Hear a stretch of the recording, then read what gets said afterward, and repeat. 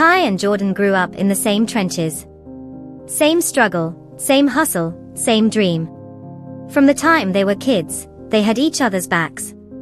When Ty got jumped at 14 for walking through the wrong block, it was Jordan who came back swinging. When Jordan's mom got sick, it was Ty who helped him hustle enough money to cover her meds. Their bond was deeper than friendship. It was brotherhood. And in the streets, that meant everything. By the time they were in their 20s, they had built something solid: money, respect, power. They weren't just another set of hustlers trying to make it.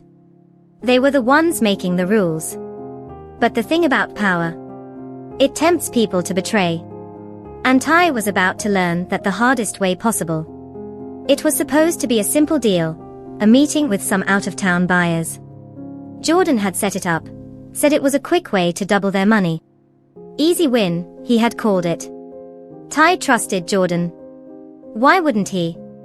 So when he rolled up to the warehouse that night, he wasn't thinking twice. Until he stepped inside and saw the barrels of 3 guns pointed straight at him. The men weren't buyers. They weren't here for business. They were here for him. Jordan stood on the other side of the room, arms crossed. He didn't look surprised. Didn't even look guilty. And that's when it hit Ty. It wasn't a deal. It was a setup. Ty's mind raced. The men holding guns on him were from another crew, one that had been trying to take his spot for months. And now, Jordan was standing right there with them. Really? Ty said, voice low, steady. Jordan exhaled, rubbing his hands together. You had to see this coming, Ty. You got too comfortable. Too much power. That ain't how this works. Ty looked him dead in the eye. I put you on, Jordan. Jordan shrugged. And now I'm talking over. One of the men cocked his gun. Enough talk. Finish this.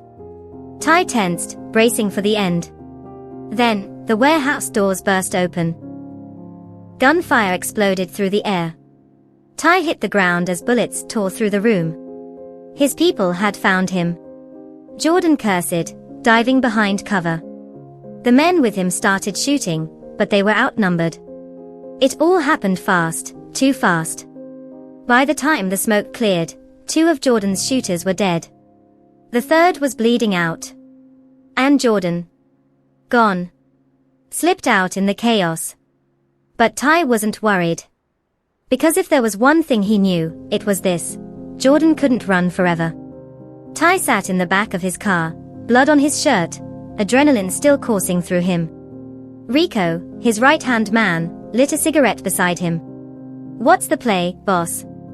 Ty stared out the window, jaw clenched. Find him. Rico nodded. And when we do? Ty didn't hesitate. We end this. Betrayal didn't get second chances. Jordan had crossed a line that couldn't be uncrossed. He had broken the one rule that meant more than anything: loyalty. Weeks passed. Now, Jordan had to make sure like there were no loose leaving ends. No trail.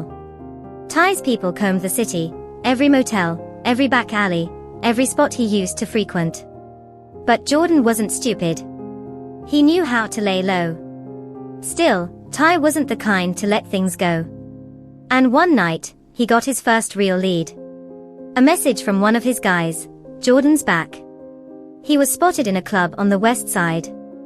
Low-key, keeping to himself. But the fact that he was showing his face at all, that meant he thought the storm had passed. Ty smiled to himself. Jordan was about to learn just how wrong he was. Ty walked into the club like he owned the place. The music was loud, the lights flashing, but all he saw was Jordan. Sitting in a booth at the back, laughing with a girl like he didn't have a death sentence hanging over him. Ty didn't hesitate. He walked straight to the booth, hands in his pockets, his presence shifting the energy in the room. Jordan looked up. His smile faded. The girl beside him glanced between them, sensing the tension. I'm gonna go get a drink, she muttered, slipping away. Now, it was just them. Ty pulled out a seat, sat across from Jordan like old times. You got some nerve, Ty said. Jordan exhaled. Look, man, Ty cut him off. Nah. You don't get to talk first. He leaned in, voice sharp. You set me up, Jordan. You stood there and watched them try to take me out.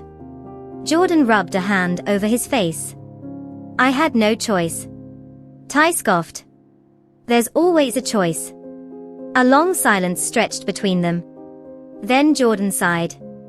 You gonna kill me here? Ty smirked. Nah. I want you to live with what you did. I want you to know that from this moment on, you ain't safe. Ever. He stood up, towering over Jordan. You can run. You can hide. But this don't end until I say it does. And with that, he walked away, leaving Jordan to drown in his own fear. Jordan left town the next morning. Ty had given him his warning, but deep down, he knew Jordan wasn't gonna just disappear forever. A man like him. He'd spend some time in the shadows, but eventually, he'd try to come back. And when he did, Ty would be waiting. Because in this life, there were only two kinds of people, the loyal and the dead. And Jordan had already proven which one he was. Jordan left town, but Ty wasn't stupid. He knew it wasn't over. A man like Jordan didn't just run. He regrouped. For months, Jordan stayed low, bouncing from city to city. Ty had people watching every possible lead, but Jordan knew how to disappear. No social media, no credit cards, no calls that could be traced. But no one stayed hidden forever. One night, Rico walked into Ty's spot with a smirk. We got him. Ty leaned forward. Where? Rico dropped a phone on the table. The screen showed a grainy photo, Jordan, stepping out of a black SUV in Atlanta. Ty exhaled slowly, nodding. This was it. He pulled out his gun, checking the clip. Then he looked at Rico. Call the team. We're going hunting.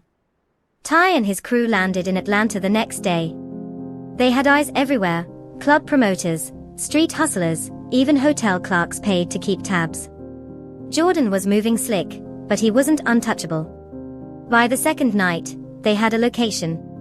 A penthouse downtown. Expensive, flashy. Jordan had gotten comfortable. Too comfortable. Ty smirked. Let's remind him who he's running from. The plan was simple, get in, take Jordan, bring him back to settle this face-to-face. But the thing about revenge, it's never as easy as it sounds. Because when they got there, the place was already cleared out. No Jordan. No bags. Just a single phone left on the counter, ringing. Ty stared at it for a second before answering. Jordan's voice came through the line, smooth as ever. I knew you'd come. Ty clenched his jaw. You can run, but you can't hide forever. Jordan chuckled. I'm not hiding. I'm just playing smarter than you. Click. Ty looked at Rico. Change of plans. Jordan wanted to play. Ty was about to show him what a real game looked like. For the next 2 weeks, it was war. Jordan wasn't just on the run, he was making moves. Somehow, he had built his own team, and now they were hitting Ty's people. Safe houses got raided. Money went missing. Soldiers disappeared. Ty didn't get mad. He got focused. This ends now, he told Rico. Through back channels, Ty found out Jordan was meeting a supplier at a warehouse on the south side. This time, there would be no mistakes. They rolled up deep, 10 men, all strapped. The second they stepped inside, the smell of gun oil hit Ty's nose. Then, gunfire erupted. It was an ambush. Jordan had set him up. Again. Ty dove behind a stack of crates as bullets shredded through the air. His heart pounded, but he wasn't panicking. Because this time, he was ready. Ty's men returned fire, forcing Jordan's crew to fall back.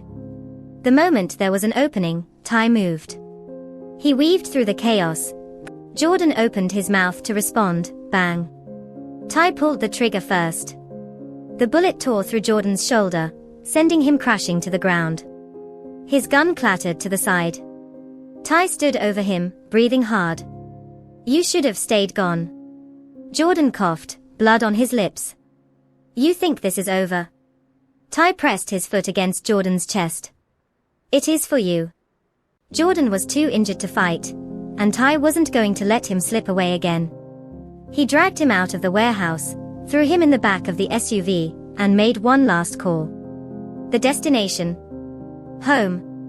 By the time they reached the city, Jordan was barely conscious.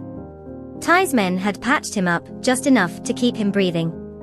They pulled up to an abandoned building, one of Ty's old stash spots, empty now, except for a single chair in the middle of the room.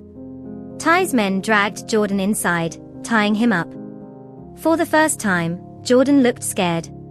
Ty pulled up a chair in front of him, watching him struggle. "You had every chance," Ty said. "Every opportunity to walk away, to let it go." Jordan exhaled, shaking his head. "It was never gonna be enough. You know that." Ty nodded slowly. "I know." He reached into his jacket. Jordan flinched. But instead of a gun, Ty pulled out a knife. Jordan's eyes widened. "I could end this right now," Ty said, turning the blade in his hand. "But I want you to understand something first." He leaned in. "There are worse things than dying." Jordan swallowed hard. "Like what?" Ty smirked. "Living with nothing." Then, he slashed the knife down. But not at Jordan. At the ropes. Jordan's arms fell free, his breath coming in sharp gasps. He stared at Ty in disbelief. Ty stood up. "You're done, Jordan. Your money, your people, your name, it's all gone." He nodded toward the door. "Leave? And never come back." Jordan didn't move at first. Then, slowly, he stood. And without another word, he walked out of the building, a dead man walking. Ty watched Jordan disappear into the night, knowing he had made the right call. Killing him would have been easy. But this was worse. Jordan had lost everything, the respect, the power, the life he had built. Now, he would spend every day looking over his shoulder, knowing he had nowhere left to go. Ty exhaled, rolling his shoulders. He had won. But the price of trust. It was higher than he ever imagined. As he walked out of the building, Rico fell in step beside him. "You really think he'll stay gone?" Rico asked. Ty didn't answer right away. He just glanced up at the city lights, feeling the weight of everything they had lost. Then, finally, "I hope not. Because if Jordan ever came back, Ty would be ready. And next time, there would be no mercy."